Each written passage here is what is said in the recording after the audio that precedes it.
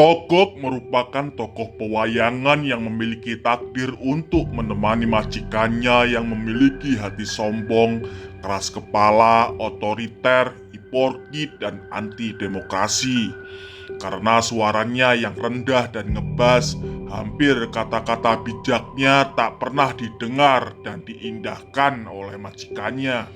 Itulah sebabnya Togog pun ikut kecipratan watak jahat dari majikannya. Disinilah kenapa Togog memiliki julukan sebagai dewa yang malang. Karena ia tak semujur saudaranya yaitu Semar, walaupun keduanya sama-sama cucu Sang Hyang Wenang. Pada saat zaman kedewatan, Alkisah Sang Hyang Wenang telah mengadakan sayembara untuk menjadi penguasa kahyangan. Sayembara ini pun diikuti ketiga cucunya yaitu Batara Antaga atau Togog, Batara Ismaya atau Semar, dan Batara Manikmaya atau Batara Guru. Sayembara ini syaratnya adalah menelan gunung Jamur Dipa dan memuntahkan kembali secara utuh. Togog pun menjadi peserta urutan pertama karena ia adalah yang paling tua. Namun ternyata Togog gagal melakukannya. Malah akibatnya ia mengalami robek pada mulutnya. Selanjutnya giliran Semar melakukannya. Ia berhasil menelan gunung tersebut secara utuh. Namun Semar gagal memuntahkannya hingga perutnya membuncit. Karena gunung tersebut musnah ditelan oleh Semar. Akhirnya yang memenangkan sayembara tersebut adalah Batara Guru yang merupakan cucu paling bungsu.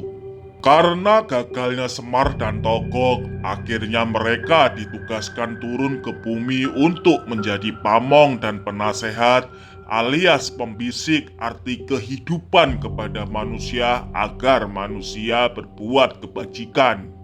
Naasnya Semar yang berhasil menelan gunung mendapatkan hadiah berupa menjadi penasehat para ksatria yang berwatak baik. Sedangkan Togog yang gagal menelannya mendapat hukuman menjadi pamong para ksatria yang berwatak buruk. Inilah nasib malang yang dialami Togog. Ia pun harus menemani kaum aristokrat yang berhati busuk dari masa ke masa. Namun kehadiran Togog dalam pewayangan ini hanya sebagai pelengkap penderita saja. Di dalam pementasan wayang, ia selalu gagal membisikkan kebajikan ke orang-orang yang diikutinya. Angkara murka pun terus mengalir, watak budi terapung. Togog pun dianggap gagal sebagai dewa. Togog memiliki kemampuan mengingat yang sangat kuat. Apalagi ia sudah mengarungi berbagai tempat. Dengan begitu, ia mendapat tugas sebagai pemandu jalan para raksasa yang diikutinya.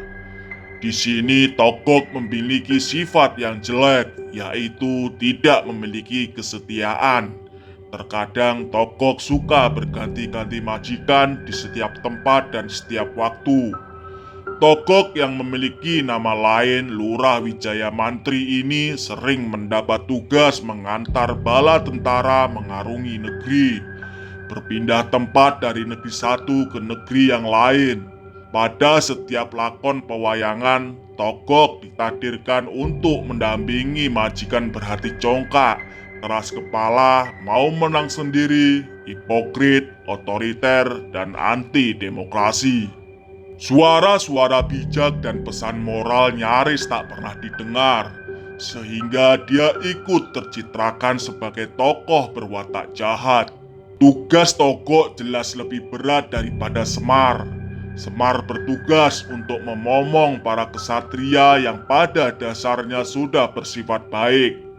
Sedangkan Togog bertugas untuk memberi nasihat, peringatan, dan menyadarkan para ksatria yang berwatak buruk.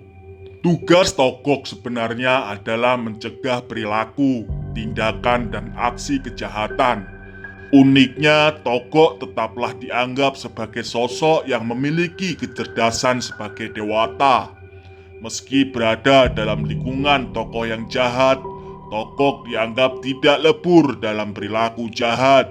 Tokoh Togok lebih mudah dikenali dalam pewayangan Jawa karena ia memiliki ciri yang sangat khas, yaitu mulutnya yang besar, di mana mulut itu selalu untuk menasehati para majikannya, namun tak pernah diindahkan oleh majikannya.